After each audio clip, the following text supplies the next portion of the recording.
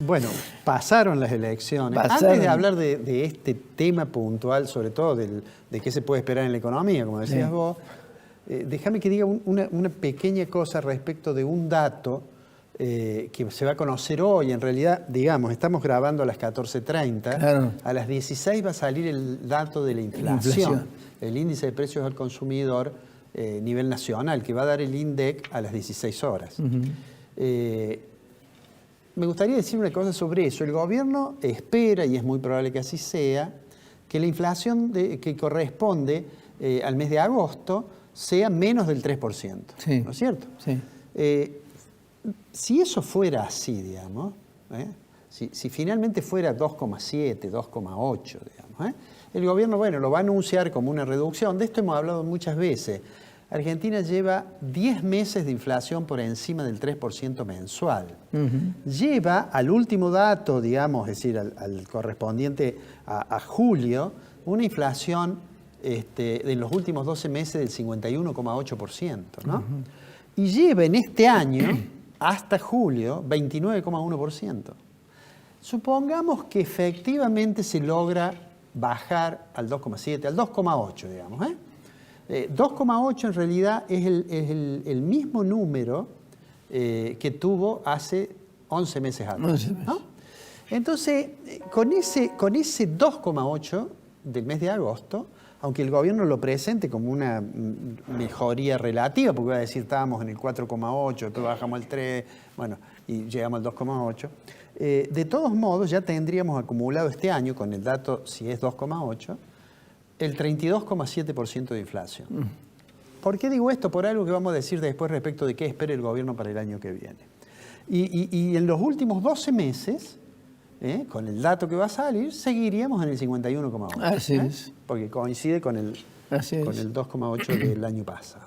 Entonces, digo, es evidente que por más que en los últimos meses, el gobierno trató de alentar la idea de que la inflación venía bajando y que el ministro Martín Guzmán abandonó esa posición un poco, digamos, entre comillas, pero no en sentido peyorativo, tecnocrática, y se involucró un poco en la campaña, y fue a muchos programas de televisión, cosa que no había hecho. Porque, bueno, el gobierno estaba concentrado en intentar el resultado mejor que pudiera en las elecciones primarias, ¿no? Pero bueno, tal como decías vos, el gobierno tuvo una muy mala noticia con el resultado del domingo, ¿no? Aunque sean elecciones primarias... Jamás lo esperaron. No se esperaba. Y yo lo esperaron. Yo diría que no lo esperaba casi nadie. Casi nadie. Digamos, para ser justo, de todas las encuestas que uno recibe, una que recibimos todos los meses, que es de Jacobe, fue la única que daba esta posibilidad de que ganara la oposición, digamos, ¿no? Del resto, digamos... Todos daban 7, 8 puntos. 7, 8. Y yo diría que hasta en la oposición los más optimistas decían, bueno, a lo mejor perdemos por 3 puntos. Si perdemos por 3 puntos en Buenos Aires podemos arrimar. Así es. Bueno. Así es. Lo concreto fue que eso no ocurrió. Fue realmente un golpe muy duro. Sobre todo lo de la provincia de Buenos Aires, que Córdoba iba a perder el oficialismo. Yo creo que eso no era una sorpresa. En todo caso, la sorpresa fue el resultado hacia el interior de Juntos por el Cambio, ¿no es cierto? Es decir, el resultado que obtuvo Juez y de Loredo. Pero digamos que lo de Buenos Aires fue inesperado, y cuando uno mira el mapa, que la gente de la televisión lo pone de color amarillo o azul, y eso realmente impresiona eso, ¿no? Entonces, esa situación ha llevado a distintas reacciones. El presidente, la noche en que reconoció la derrota, hizo un discurso breve, dijo, nos hemos equivocado, pero vamos a seguir igual. ¿Qué quiere decir eso? Me parece que hay dos extremos que no van a ocurrir, digamos. Hay gente que dice, bueno, en realidad el presidente tendría que dar un giro y ir a una política económica con menos intervención, más amigable con los mercados, más confiada en los ajustes automáticos de la economía. Eso no va a ocurrir, porque si el presidente quisiera hacer eso, en realidad estaría decepcionando a quienes constituyen la base de su electorado, y además porque no cree en eso. Y Martín Guzmán no cree que eso sea una buena idea. Después está en el otro extremo lo que dicen, no, bueno, el presidente tendría que sacar a un montón de ministros, esto que comentabas vos, de que ha habido pedidos de renuncia, cosas por el estilo. Que no es el problema. Claro. Ayer fue sintomático que el presidente, cuando presentó la ley, el proyecto de ley de compra nacional, en realidad lo sentó a Martín Guzmán en la primera fila y a su lado estaba Culfa, al lado del presidente. ¿Estaba Fabiola? Sí, fue con la señora. Bueno, entonces, digo, tampoco creo yo que tenga mucho margen para hacerle caso a aquellos que dicen vamos a fondo, intervengamos los mercados, congelemos precios. Me parece que para eso no, porque además para eso tiene una restricción que es la situación de las cuentas públicas. Así es. Por supuesto, en las provincias puede ocurrir otras cosas, ¿no? Santa Cruz, que es llamativo, no porque sea relevante por la cantidad de habitantes, sino porque perdieron en Santa Cruz. Bueno, la gobernadora, Alicia, los echó a todos. Pidió la renuncia de todo el mundo. Vamos a ver a quién deja, a quién no, pero yo no creo que eso ocurra de manera significativa con las decisiones que va a tomar Alberto Fernández. De hecho, hoy ya ha dicho que va a seguir un poco en la misma idea. Estuvo esta mañana en una fábrica y a la tarde inauguró unas obras, está inaugurándolas ahora. Y me parece que lo que sí va a tratar de hacer es de aumentar un poco de ayuda social para ver si logra de alguna manera. Un poco más de populismo. Un poco más de populismo. El problema es de dónde saca la plata. El problema, ese es un problema. Y el otro problema es que en realidad no es que todo esta debacle, digamos, es consecuencia de la economía, porque hubo otras cosas. Vos recién mencionabas a la compañera del presidente que tuvo ese escándalo del cumpleaños. Está el tema de mucha gente que vio mal la forma en que se manejó la cuarentena. Claro. La gente que se quejó porque su hijo no podía ir a la escuela. Bueno, en fin. O porque la ayuda del Estado no resultaba suficiente cuando se resolvió cerrar actividades. O las discusiones sobre la política de vacunación, etc. Entonces digo, en realidad, uno dice, ¿qué va a cambiar él? No puede cambiar drásticamente. Además, recién me decía un compañero de acá del piso, me decía, pero faltan 60 días, ¿qué van a cambiar? ¿A quién van a cambiar el voto? ¿No es cierto? Entonces lo que me parece que sí, puede ser que haya alguna ayuda para los jubilados, que vienen perdiendo en términos reales mucho, y que además muchos de ellos se pueden sentir ofendidos porque este presidente les dijo que iba a recuperar lo que habían perdido con Macri mediante un procedimiento sencillo que era los intereses que se estaban pagando por la LELIQ. En realidad ahora se pagan muchos más intereses por la LELIQ porque hay muchas más LELIQ. Pero digo, puede ser que haya una ayuda, alguna ayuda social. La tarjeta alimentar, asignación universal por hijo. Algunos planes de... Pero no parece tan sencillo que vaya a poder resolver eso, ¿no? Yo dejo para... ¿Te puedo preguntar algo a ver si coincidís conmigo? Sí. Creo que esta es la hora de los gobernadores.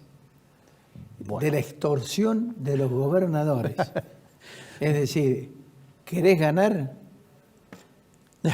Bueno, yo creo que los gobernadores van a tener alguna ayuda adicional. Sí, seguramente. Pero bueno, insisto, tienen esa restricción de los recursos y hay dos datos que son muy importantes.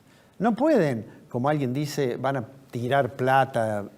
Lo escuchaba, no recuerdo si fue a Jorge Lanata decir van a dar plata en las esquinas. Eso no es tan fácil porque están negociando con el Fondo Monetario Internacional, entonces no se puede hacer cualquier cosa.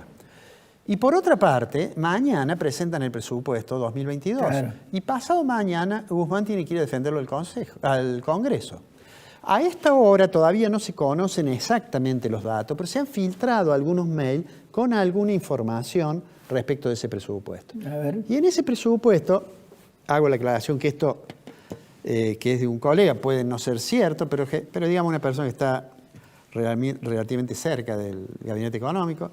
Y entonces dice, bueno, están planteando que el Producto Interno Bruto el año que viene va a crecer 3,5, que es menos de lo que decían que iba a crecer. Claro. Entonces lo han ajustado un poquito. Acá me pone que el déficit primario sería entre 3%, 3,2%, lo cual supone que si este año terminan con el 4%, hay que hacer un pequeño ajuste de un punto en el déficit. Y que a su vez la inflación va a ser 35%. Más o menos, entre el 30 y 40. Digo, eso es difícil que se lo crean. Si uno mira la encuesta de expectativas, el relevamiento de expectativas de mercado del Banco Central, la última que disponemos, la inflación esperada por los que intervienen en ese relevamiento, está más cerca del 50 que del 40. Sí. Sí. O está claramente arriba del 40, digamos, ¿no? Entonces, y además de todo eso, los problemas reales de la economía, más allá del resultado electoral, existen. La inflación alta, el problema del tipo de cambio, con la brecha tan grande que tiene. Esto que nosotros decíamos, que por más que Culfas elegía los números para mostrar que la economía venía recuperándose rápidamente, yo en broma decía Culfas en el país de las maravillas, porque encontraba y mostraba el dato de inversión, pero cuando uno mira todo, se da cuenta que, bueno, era una recuperación asentada sobre todo en que el año pasado había caído el nivel de actividad mucho y el Producto Interno Bruto había caído 9,9%. Claro, es lo mismo que cuando comparabas con el 2001. Exactamente, ¿no es cierto? Cuando uno, después de una caída de esa, es casi natural que haya una recuperación. Entonces, el gobierno, me parece a mí, que no va a hacer muchas cosas distintas de las que venía haciendo.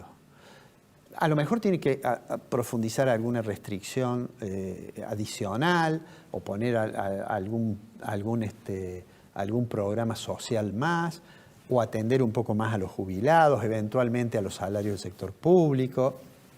Pero no es mucho más de eso lo que va a hacer, creo yo.